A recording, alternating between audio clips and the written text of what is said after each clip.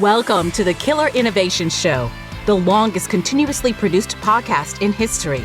Each week, Phil McKinney brings you the insights and strategies to amplify your creativity and innovation skills. Here's your host, Phil McKinney. Welcome to this week's show here at Killer Innovations. We have another guest that I've invited to join the show this week.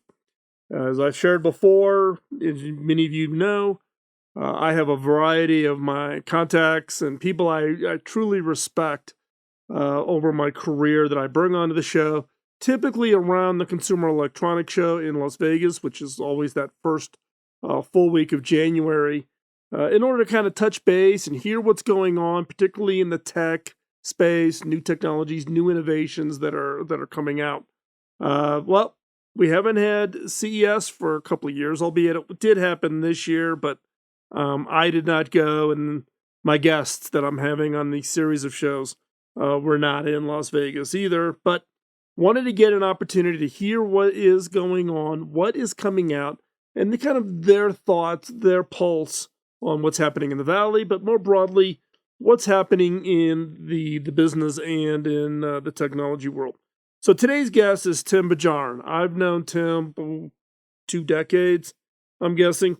He's the president of Creative Strategies, which is one of the leading industry analyst firms, futurists. Creative Strategies really does take the long view. Many companies in Silicon Valley listen to Tim and his staff to kind of get a feel for what's coming next, kind of the minds and pulse and thinking of consumers, businesses, and then the innovations that are going to satisfy. So you're going to get a lot out of today's show. Tim at Creative Strategies has had the ear and the minds of leading thinkers in the Valley. He was an analyst that we talked to a lot when I was the CTO for Hewlett Packard. He was a close advisor to Steve Jobs at Apple, even though Steve doesn't take advice from people, and Tim will even tell you that, albeit he may have given Steve advice, Steve did his own thing. But other companies would include, Xerox. I've talked about HP, Dell, AT&T, Microsoft, you name it. All have or currently are clients of Creative Strategies. So I've invited Tim to come on to the show today. We're going to talk about a wide range of things. We're going to talk about work from home and the impact of COVID and what does that translate into innovations, both in thinking about everything from home design to the technologies in the home, as people are going to seem to be less willing to leave the comfort of their homes. They've built this up over the 2 years of COVID to go back into office environments. We'll talk about Apple and what's going on there, and then more broadly about what's going on in Silicon Valley. So you're not going to want to miss this. At the end of today's episode, I asked him the question about what one technology, what one innovation is he most excited about that's going to have big impact that you, the listener, should be aware of. So you're going to want to stay and listen to the end and hear Tim Bajarin's thoughts on what that is. Before we jump into this week's episode, I've got the favor to ask: like, follow, share. Like us on social media, follow us, like the show, follow us, and share. Help us spread the news, spread this episode. If there's people who you think would benefit, let them know. And without further ado, let's jump in to this week's episode.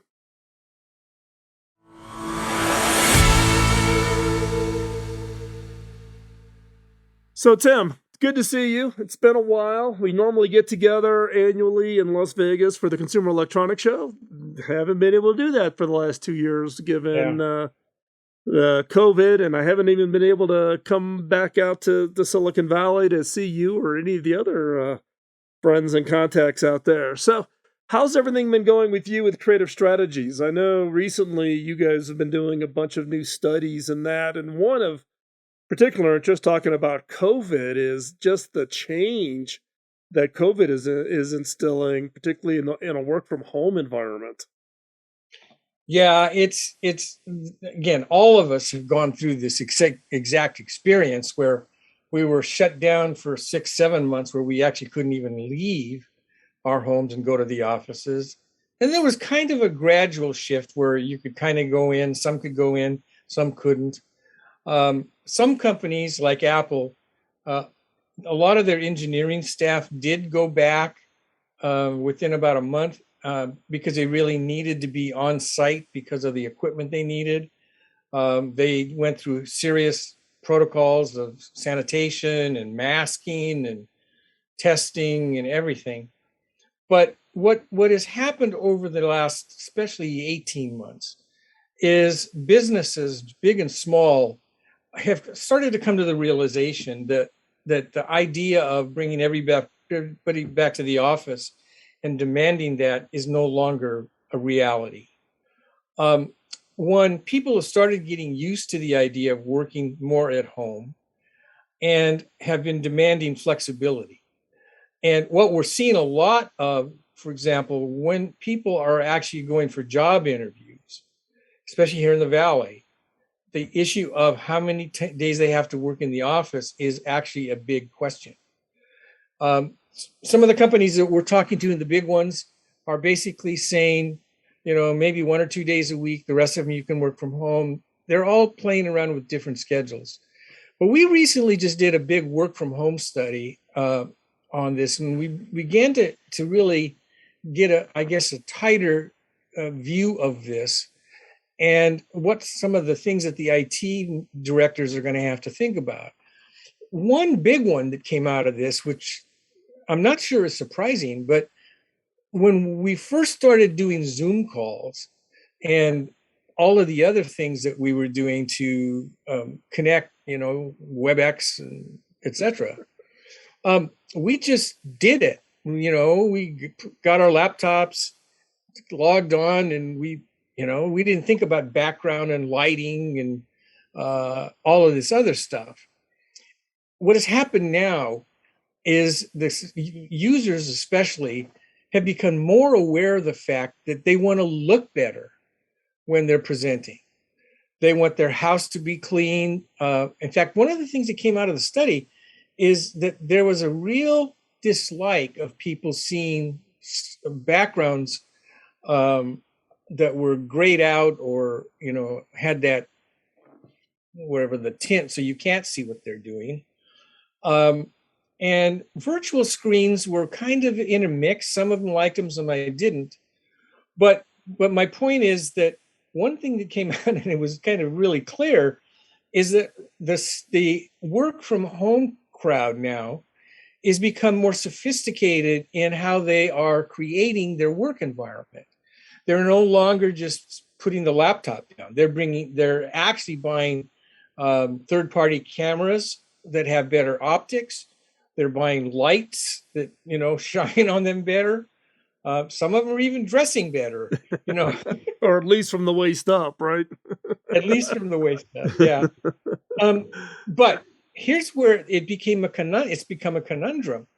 They go back to the office and the situation is terrible because how they look in the present at the office versus their nice environment at home, it's like a gigantic crisis. And now all of a sudden the IT guys are going, wait a minute, maybe we got to deal with the ambiance of our environments at home. At the office. And so some companies, of course, have done these huddle rooms and they've got multiple cameras and they're trying to do various things. But the environment, it turns out, is a big part of this new experience. And what consumers and what we call professional workers are just telling their IT guys and their managers is that the work at home scenario is just as effective, and I can control my environment. And they're looking for other things that help. For example, they want better software that screens out the kids yelling, right? Or the dogs barking. One of the things that came out of this is the demand and need for more AI-based software to be integrated into the concept of Zoom and Teams that literally do screen out loud noises or etc. I had an instance the other day where my dog came in and tried to jump on my lap during the middle of an event. Considering he's a golden retriever, that was a pretty interesting challenge. But you maybe cannot screen that one out. Well, I don't know, because I've seen pictures of Nemo. He's very cute. Yeah, he's a beautiful dog, but he's big. Getting on my lap in the middle of a Zoom call is not easy for him or me. But my point is that the whole idea of work from home has changed. Yeah, it's no longer just get on your laptop and get in, and now we're starting to think about the ambiance of the experience, backgrounds of the experience, and this has become a new challenge for IT directors because here's the other thing. Yes, I'm in the office talking to my colleagues, but at the same time, I'm Zooming with other friends, and people are in China or they're in another part of the States. That even though you're going back to the office, you're still doing virtual environments. Right. And so you want to have a consistency of this great environment at home, and you want to have that in the office. Now, was this you were saying, okay, this is part of the survey that Creative Strategies did. So these are workers for corporations who are working from home. How hot of an issue is this? Is this like warm? It was at the top. It was one of the top things in their list. Wow. We were shocked. Wow. We were shocked. I could see it as being an annoyance thing. But to make but that's the point. They've had 18 months of dealing with this. Yeah. And so they've gotten to the stage now where they're saying, well, I'm a professional. This is a business environment. I'm not talking to grandma and, etc. When I am in front of colleagues, I want to put my best foot forward in the sense of the house looking good, the background environment looking good, etc. Well, I'll tell you what's interesting. I'll give you my own little analogy, right? Because I'm sitting here, I'm on a Zoom call. I am on a radio station broadcast stage studio that I had built into the house, 1,200 square foot studio. The image behind me is actually the view out that window, albeit I'm still using a little bit of a virtual background because I've got 2 lights that are out for repair at the moment. But the amount of people who actually either been here to see the studio or who I've turned everything off so they could see the studio have asked me for who did mine.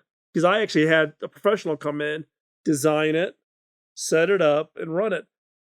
The number of people that have reached out to me to get the contact information for my studio designer, for them to do their studio, is I guess I should have correlated it to what you just said.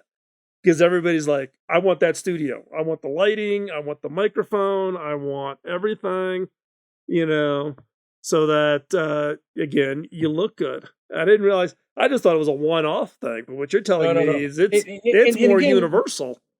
It is only because it's a learning experience, right? Yep. We've had 18 months of scenarios where we watched people, in closets. It started out in closets, by the way, which is even more strange because they had to get away from everybody else and try to get a little area. The other thing that's interesting about in the Valley, and I don't know how this is in other parts of the country, but when this started happening, demand for houses in the Valley went up exponentially. People that were actually working in, say, San Francisco, wanted to have a home that they could be in more rested environment anyway, more space. Yep. They all. And it happened. I have 3 families that moved into our area who either worked for Google or Micron or etc. And the idea was to get a home that had bigger and more space in order to cocoon, let's say. But the priority was to have a dedicated room that they could work in that could be their Zoom studio or their etc. Yeah, well, that actually a friend of mine, my real estate agent. And I bought this place 8 years ago. She sold 2 lots that I had here in Colorado to people who want to build on it. And but she was commenting because the flood of people who homeschool room.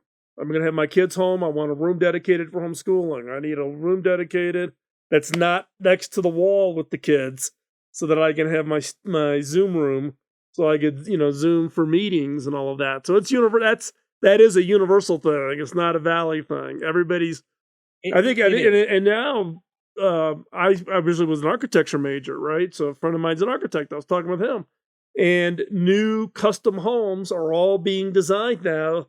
Architects are designing studios now into new custom built homes as part of just a standard thing. It's not a get past COVID and we go back to normal. I don't think we go back to normal. No, we don't. And I do believe that we're moving towards what in essence is going to be a hybrid environment that is the norm. But having said that, it means that where you are presenting from at your home studio, etc., can no longer be just an afterthought. It needs to be thought of as a part of the professional experience. So that was one thing that came out of the study that we thought was pretty fascinating. The other things that came out of the study that was important was the fact that that particular level of interest was across not only large business but even small businesses. That where they were using this in a small business office, they spruced up the small office, let's say, and had better, accoutrements or flowers, or etc. It wasn't just a one-off for the big guys; it was across the board. And then the other one big thing that I suspect that, and again, this was the third study we did on it. We did one at the beginning of the COVID pandemic. We did one 6 months later, and then we did one that was just completed the 1st of January. And this particular one had, you could actually see the incredible growth of thinking over that 18-month period to how people are now thinking about work from home, what their priorities are, and the fact that we are in a business environment that will never go back to normal. We are going to live within some form of a hybrid environment, at least in the context of the knowledge worker. Mm-hmm. Well, okay, so if you did the 3 studies, were there any surprises, shifts between the 3 studies? Because, I mean, my guess is opinions in the early COVID was one way, and then now the most recent one you said just wrapped up a month ago. Well, the original one just thought that this was a one-off anomaly. Right. Because they had no idea, we were going to be shut down for 3 months, pandemic's over, and we'll go back to the office, right? 6 months, 7 months in, it began to be clear that this may be a little longer than we expected because we started getting variants, etc. And by that time, the big corporations who had a lot of staff literally changed their way of thinking about their internal environments, right? Within 6 months, they started building huddle rooms. They started expanding how people could work together. No longer, in fact, I had a customer, which is just an amazing story, who just before the COVID outbreak, they had redone their entire facility that houses over 20,000 people to the community concept. Everybody, they just had big tables, chairs everywhere, and you didn't have an office. You came in, grabbed a chair, and you were working there all day long. And they spent millions of dollars on that design on 4 big campuses. Within 6 months, they had to throw that out and completely redesign their facility to accommodate not only COVID spacing, but built in huddle rooms. They built in designated safety features, a whole slew of things. And now these same companies are evolving again to accommodate these. And now the one big thing, as I said, we've brought this up with some of them, is the fact that they can't just expect their staff to come in to a bare office that just looks, sterile. That they're going to have to do something to make it match the environment that's maybe not quite as nice as the one they've got, the new ones at home, but one that says, hey, I'm happy going to the office and working in this environment as much as I am at home, but I still need that flexibility. Yeah, it's almost like you got to stage it. It's almost like a staging process. We were talking before about, when I was at HP and you would come over onto the campus and we'd go into a Halo room. Well, the whole Halo room was designed by DreamWorks Studios. They actually came in and designed everything, including the sound absorption and everything, to make the room really have a special kind of lighting with just the right brightness and everything to make sure you look good and all of that. Those were also $100,000 rooms, back in the day. But it sounds like it's a little bit of that with a little bit of staging to make people feel like, wow, I want to go in there for that because I can look good, it's effective, it works, it collaborates, Well, that's the biggest, again, the study did a lot of things, but the fact that this came up so high in it is caught us off guard. And the fact that they wanted that same type of environment to be better than just a sterile office when they came back. Right. And again, 6 months, we'll do the study again in 6 months and see, what has changed. But in the 18 months, that was a big one that everybody got into this. And, at first it was just, I got to just do it. We just put the laptop down, sit it on a table and, get going.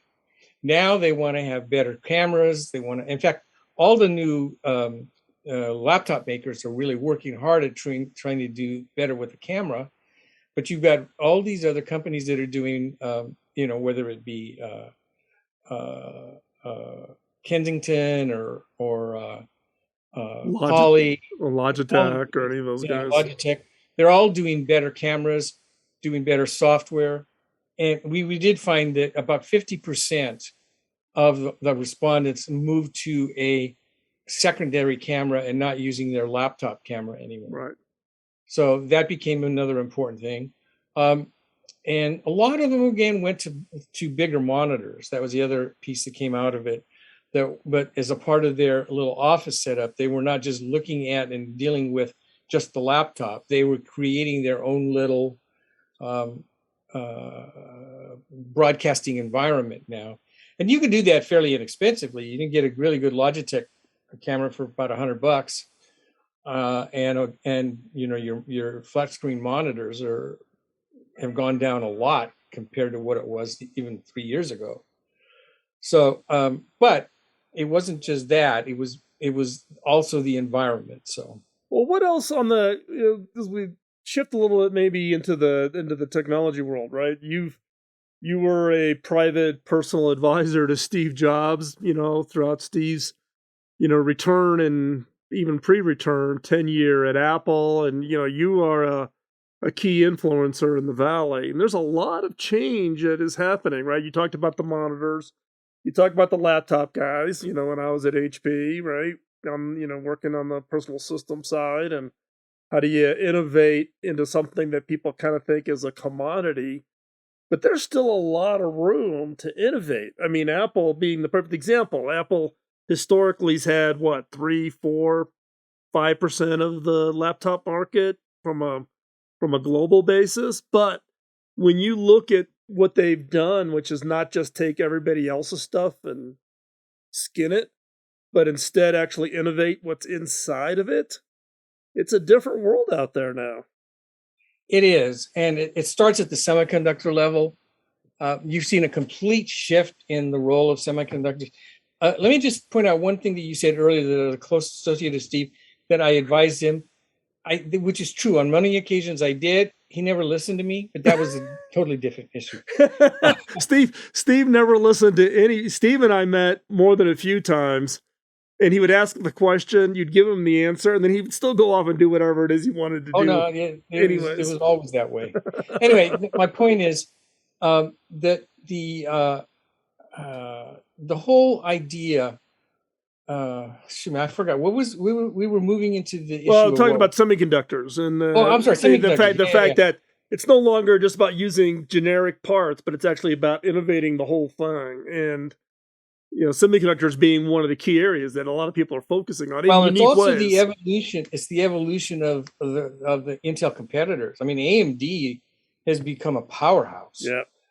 You can't deny the fact that they have taken on the challenge under Lisa Su, who's their CEO, and she has completely changed the value proposition for the company. She's given Papermaster, who's the CTO, latitude to become much more innovative. And they're gaining an immense amount of business in the server side. They basically own, the GPU for the gaming sides, especially with the consoles. Qualcomm has become an immense powerhouse, not only in the sense of what they're doing with 5G and communications chips. They're based on what they're doing with ARM. They're getting into, things like laptops and Chromebooks and things like that. But the one thing that kind of happened in the last year that is kind of shaking up the valley in semiconductor is the Apple's introduction of the M1 chip. I remember when Apple briefed us on this, both Ben and I, who is actually a much more experienced semiconductor researcher than I am because of his background in engineering, we got done with it and we both came away with the same conclusion. Apple really expanded the ability with that M1 chip to create greater power and more functionality, but they did it in such a way that it did the least amount of energy necessary and power savings. And both of our reaction was, whatever Apple did, we don't understand, and it defies some of the physics that we know exist today. Mm-hmm. And when you talk to the other competitors who have delved into what Apple's doing, they have the same kind of reaction. They applaud Apple for not only the new level of performance of M1, and are amazed at what Apple's done at the power management and power capability. And they're now chasing Apple in the same way. What is the other thing that's happened in this came out of the study a little bit too, is that the demand for Macs in enterprise has gone up significantly. In the study, when we asked people about the ability to, or what was their primary laptop or computer system that they wanted to do work from home, 60% said it was the Mac. Wow. And that was higher than it was at the beginning of the survey. The other thing that became clear is that these users in any enterprise or even medium-sized businesses want choice. They don't want to be told, I can only have a Windows machine. I can only have a Chromebook. They want to also have potentially a Mac. So Apple is not necessarily going, and you'll never see Apple as doing a dedicated enterprise marketing campaign. On the other hand, they're coming from kind of the behind the scenes and gaining ground in enterprise. Well, and as you and I were talking before we started the show today, where I'm CEO, we actually give the employees choice, Mac or HP. You pick whichever one you want. And actually, Apple, what's interesting, and I never knew they did this, but at the Apple stores, they actually have people dedicated for enterprise sales. So we have this woman who is at the Mac store or the Apple store right here at called Flatirons Mall, the closest mall between Boulder and Denver, but it's maybe like 5 miles from our office. And there's a woman there who's dedicated business sales for Apple. She serves our account. She serves our people. We buy our Mac, buy all of our Mac stuff there, and employees get iPhone discounts and those kinds of things. And I just never knew but they do it and they embed it into the store. So the salesperson's actually part of the store staff at your local Apple store. They kind of hinted about this when they did that original deal with IBM. And then Salesforce came on board to commit to creating the Salesforce apps. Then Oracle did as well. And once you started to get the Mac native apps of corporate and IT management software, that began to change. But there was still a Windows PC bias within the IT department. Yep. But the younger generation who basically cut their teeth on Apple and the Mac, once they started getting into the business environments, basically forced the IT guys' hands. Now, having said that, the issue of support becomes the bigger issue. IT departments used to, and as you know this, the IT departments wanted to centralize around a single platform. Even though, in that case, it was Windows, even though it might be an HP or a Dell or whatever, but the software support would be across multiple devices. Now, all of a sudden, they have this new Macintosh, the Mac OS to deal with. And Apple's done a really good job in creating the service side of support for that as well. But my point is that the thing that has changed, I think, especially since over the last 2 years, is Apple's development of their own processors. One, that was huge because it allows them to control their destiny across the board. And two, now the introduction of this new M1 processor, and then we expect to see the new M2 this year, which we believe will not only have more power, but even better battery life, better power management. Well, it's interesting because, the processor work is impressive by any sense of whatever measurement you want to apply to it.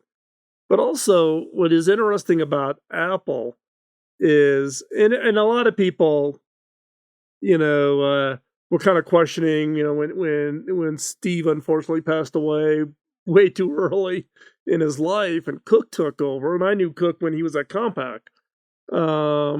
When he was head of supply chains at Compaq way back. And everybody didn't think, is Cook going to be able to continue to drive the innovation curve? Yeah, I think that's kind of proven out. And the rumors of the new things coming out, what is Apple going to release in AR, VR? That's all been kind of the rumor mill. Apple Car. And I know a few people that Apple's recruited. I'm guessing they're in the car based on what I know what their background is, but nobody talks, right? And around Apple. You just think about the number of fronts that Apple is innovating on. It's impressive. It is impressive. It is. And I actually got a chance to talk to Tim about his AR thinking right after he introduced ARKit in 2017. And he made a comment to me. He said, look, this may be actually the most important contribution Apple will make in tech. They're that high on the AR approach. He's not a big fan of VR. He is not a Facebook, Zuckerberg, metaverse convert. And I don't know if he ever will be. He does believe in mixed reality. He's gone on record saying that more recently, where he talks about AR and MR. He never mentions VR. But his view is, and if you look at what he's done with the developer's kit for AR, you can actually see that the idea there is superimposing information on an existing environment. And if again, like you, I'm sure we've all spent time under VR hoods. My tolerance level under a VR hood, unless I'm gaming, is like 20 minutes. Yeah. Whereas in an AR scenario, if you get the glasses or the goggles right, and it does provide a value proposition, that adds an incredible amount of not only information but value and something that's important. You probably will get a lot more people to buy in. How Apple goes about this, I don't know. I'm like you and I have talked about this before. Getting the kind of technology into these kind of glasses that's necessary to do this, whether it be the optics, the CPU, the GPU, the battery. I mean, this is brain surgery science, right? Yeah. This is not different. This is not easy to do.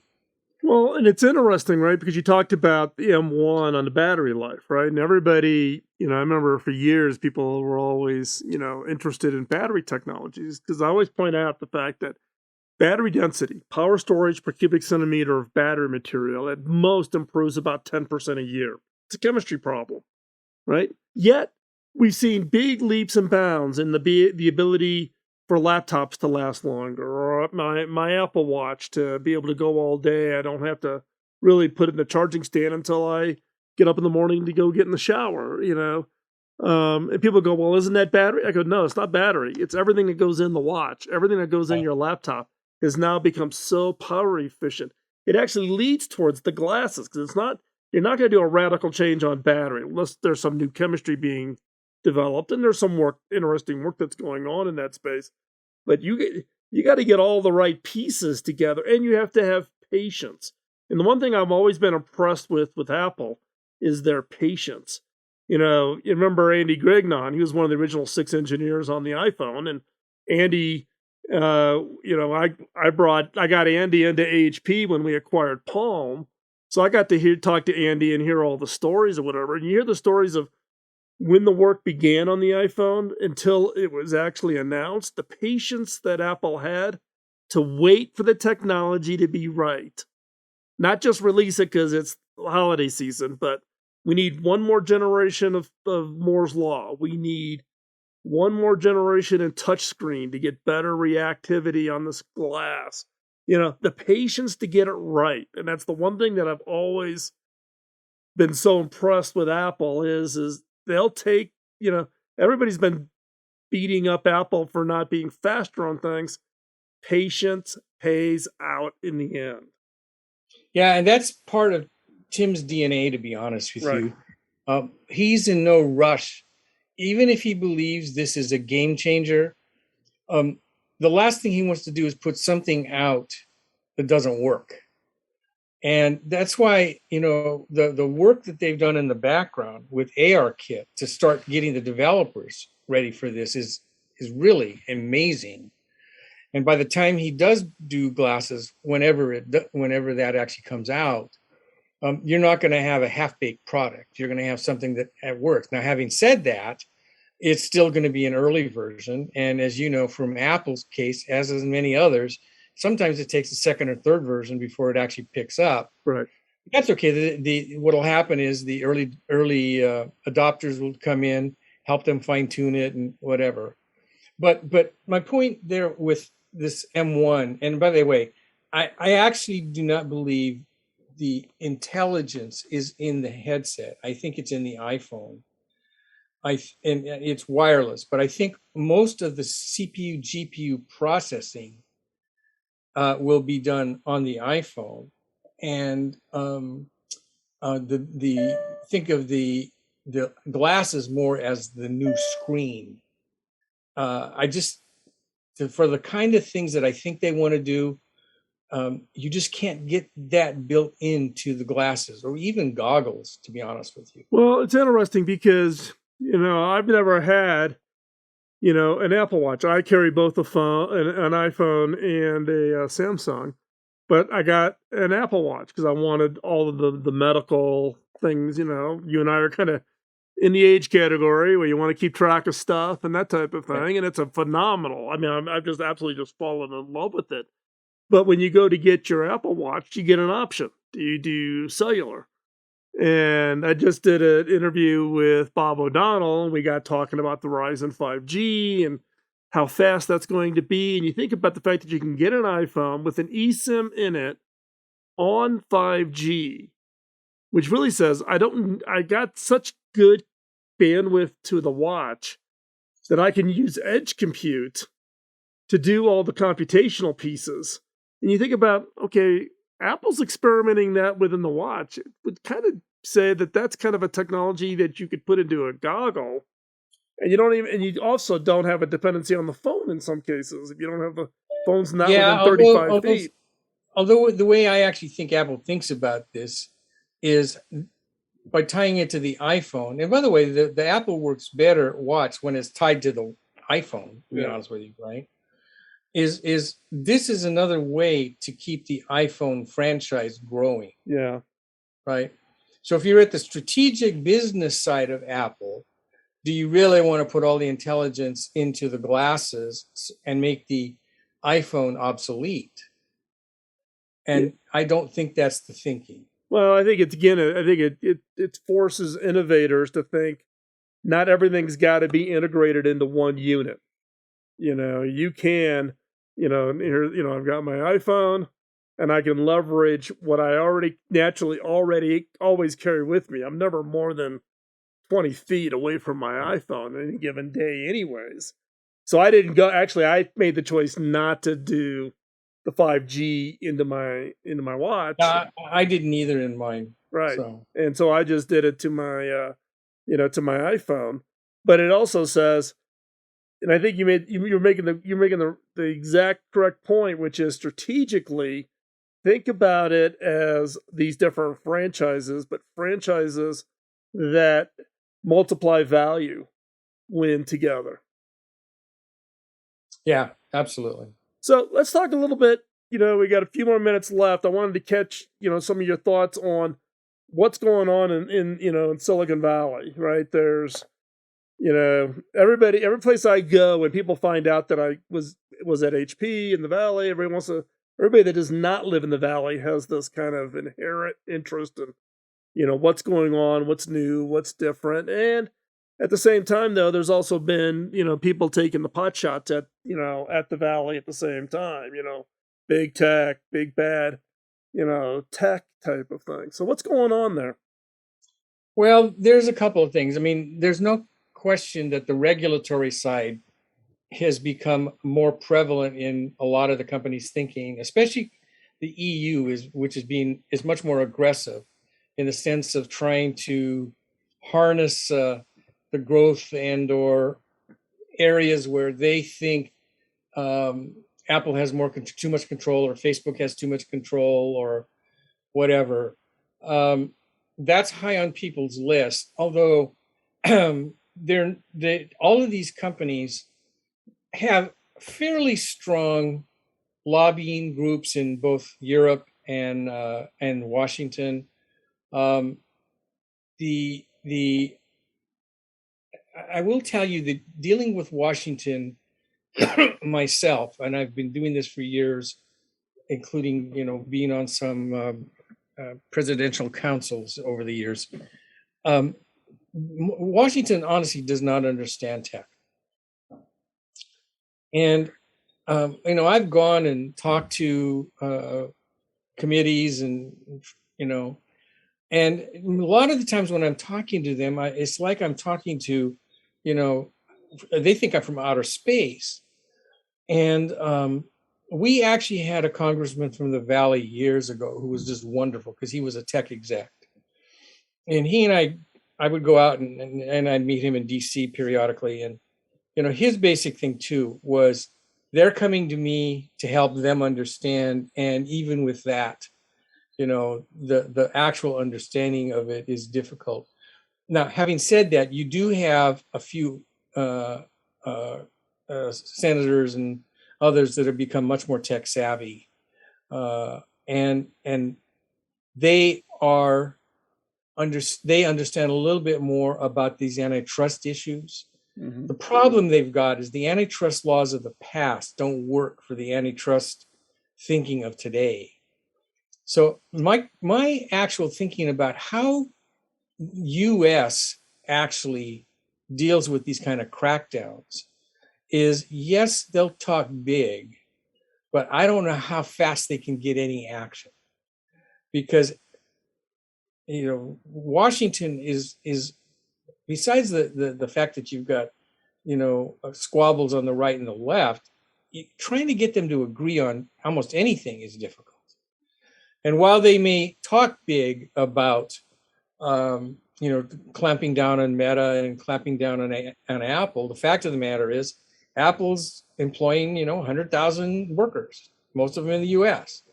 Meta's, tens of thousands of workers here in the U.S. Do you really want to clamp down on them and cause a lot of layoffs? And, there's a balancing act here that is not just, okay, it's antitrust, but what is it? And one thing that I saw the other day that is a statement that I forget who said it, but they said, before you clamp down and start dealing with these antitrust issues, really think through the consequences, not only the pros, but the cons. And the economic aspect of it is going to, I think, start coming up. Yeah, I mean, it is an interesting challenge, right? But I think also, governments around the world react when there's a high-profile bad actor doing something, or something gets very high profile where somebody does something, either intentionally or unintentionally, that gets a lot of press, and it gets everybody out with their pitchforks looking for, to take somebody down in that process, right?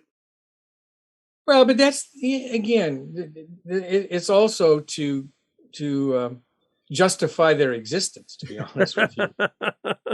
I dealt with the EU multiple times on some of these issues, including at the country levels. And a lot of those guys get into this because it helps their political career. Right. Now, I'm not arguing that they're wrong. I'm just saying that when the antitrust guys go after this, they need to look at it, including the economic impact of what they're trying to do. Yep. Breaking up Apple makes absolutely no sense. And even the concept of how you break up Facebook, I'm not sure how you would do that without causing incredible disruption. It might be easier there because of Instagram and messaging and what they do, but for trying to do something with Apple, that's why when you look at the stuff they're going after Apple, they're really dealing with the Apple Store issue. They're really not talking anymore about breaking up Apple. Yeah, and I mean, they talked about Alphabet and all of that. Do you break up, the Google franchises into separate entities? But again, you're trying to, is it really going to be, a 1984 all over again when they broke up AT&T and created all the baby bells, and then 20 years later, all the baby bells got back together and made AT&T all back to it all rolled up again, back into one big large entity. But that's why, and again, you can't forecast the future, but you have to think about the economic toll of going after these type of companies. And again, I'm not arguing that they shouldn't be under scrutiny, but you have to take a harder look at not only the positive, but the negative when you do this. And that's what Congress, at least in the US and even the EU, they've dealing with them over the years, they don't think about the consequences. They only think about the headlines. Right. Yeah, that's all. Regulators get paid to regulate. And so therefore they want to do their job. They feel like they have to fix something that may not even be broken. So Tim, as we wrap up the conversation today, the one question I want to end on is what new thing, innovation, technology, whatever, what's the one new thing that you are most excited about that you think the listeners should keep an eye on? Well, I do think the evolution of the semiconductors that are faster, more powerful, and are becoming more energy efficient, because that affects every device you're going to have going forward. So one, you got to really keep an eye on what's going on. And like I said, not only AMD, but Qualcomm and a lot of the smaller groups like Micron, who have a huge impact on infrastructure type stuff, and within the servers and things of that nature. I'm doing a lot of work with one of my colleagues, Barton Goldenberg, who he and I did the largest CRM shows. And we're beginning to get a lot of requests from enterprise accounts to help them understand the quote unquote metaverse. And, regardless of what you think about the metaverse, the fact of the matter is we are moving towards a virtual world layer that we are going to interact with. And businesses now have got to start thinking about how do you do business in the metaverse. I wrote a piece for Forbes this week suggesting that corporations really need to start thinking about creating a what I call a metaverse investigator, to have a person in the company. And I said, and I profiled a particular woman at Lockheed, Shelley Peterson, who actually has that title for Lockheed, principal investigator. But I pointed out that for some big companies, doing a global researcher may not be the case, but maybe you need to do it at the field service level or the sales team level or the customer service level, and have them be part of the program. And that makes more sense. I just don't know how fast this comes together, because I do think the metaverse concept of us doing things in a virtual world is evolutionary. It's not going to happen quick. But I created a site. It's called ISM Guide. It's on ismguide.com/metaverse. And we actually created a resource center there. And we have over 100 case studies of companies already doing using headsets in field service, sales, healthcare, telecom, manufacturing. When we started doing the research, we were shocked at how many companies were already implementing it. Walmart, for example, when they bring in a new employee, they're onboarded using a VR headset. And in fact, it's funny because it's been so effective that the people who use those headsets want to take it home with them. I mean, it's like, wow. But my point is that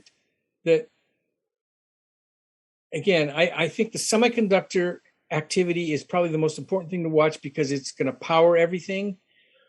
But we're watching really close at this, the whole concept of the metaverse, which I do think is in its very early definition stage. And then I will bring up one other last thing before we close, is I do think we're going to, as an industry, because this is not going to be something the government can do, but we are going to have to create an open metaverse. I did an event, audio cast with AWE, the Augmented World Expo people, a week ago, where we had some specialists on there who really understand the metaverse, including, I forget Charlie's last name, but he wrote the book on the metaverse in 2018. But the question really came up is, should we have an open metaverse? And one thing I'm most worried about is that no matter what the metaverse is, it will be, it could end up being less open. It could be Meta's version of a metaverse. It might be Disney's version of the metaverse. It might be Apple's version of the metaverse. I think this is a huge problem we as an industry are going to have to deal with. Can I create an avatar, for example, that can go across every one of the different services? And we don't have time to get into now, but I do think that one of the things that the tech sector is going to have to really look seriously at is and this goes really back to the early days of HTTP and the internet, et cetera. And we called Web 3.0, the next version of this, but it's beyond Web 3.0. It's really the whole idea of, if we are going to go to a virtual world, it needs to be an open virtual one, not one that is corrupted by corporate greed. Yep, agreed. And it's basically what became HTML to enable the browser world where you can have multiple browsers, but the information is all in one place. You don't have to connect to different networks. We need that for the metaverse. So I think that's a great point to end on. Tim, thanks a lot. I really appreciate your time and getting together, but prefer to get together face to face, but hopefully we can soon. Yeah, you come out to the valley, we'll go have dinner. Yeah, we'll go grab dinner. Thanks a lot. All right, thanks, Phil.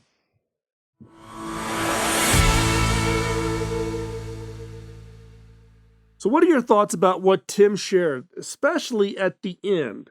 Now, there's been a lot of buzz and a lot of talk about the metaverse, with the conversations that have been occurring, with Facebook actually changing their name to Meta and Mark Zuckerberg's big energy around the metaverse and the belief that it's going to become real. I think Tim's point about creation of an open metaverse is a very important topic, something that we as innovators really need to think about and maybe provide a solution to what this thought of an open metaverse. We are looking at something, there's been a lot of work that's already been done, but I think there needs to be more thinking, more innovation around how do we create this as an open platform. Yeah, businesses need to be able to create business models that work, but we need an open platform. Very much back to the early 90s, 94, 95, 96 days of the invention of web browsers and web browsing and HTML and the protocols of the internet that allowed for an open platform that then others can build business models on top of. We are there. People call it Web3, but that's not fully baked and it's not really in the same context. I think there's more thinking about it. So in my belief, I believe, Tim's point about the open metaverse is absolutely critical and something that we all should be talking about. And again, hopefully you got benefit from the show. We did go long. This is probably one of the longest episodes we've done in quite some time, but talking with Tim and getting his insights about everything going on, I just felt it was so valuable that we just kept recording throughout the entire conversation. So hopefully you found that helpful. You found that beneficial. Would love to hear your feedback. You telling me, nope, Phil, cut it right at 30 minutes or cut it at 20 minutes or whatever, or break these down into more shows. I'm interested in your feedback. Let me know. Drop me a note, phil@killerinnovations.com. With that, I'm going to thank you. I'm not going to take any more of your time. You've given us more than enough time this week. Get out there, innovate on your ideas, help us change the world for a better place. You have a role. With that, we'll talk to you next week. Bye-bye. Podcasting nonstop since 2005, this has been the Killer Innovation Show on the Innovators Network.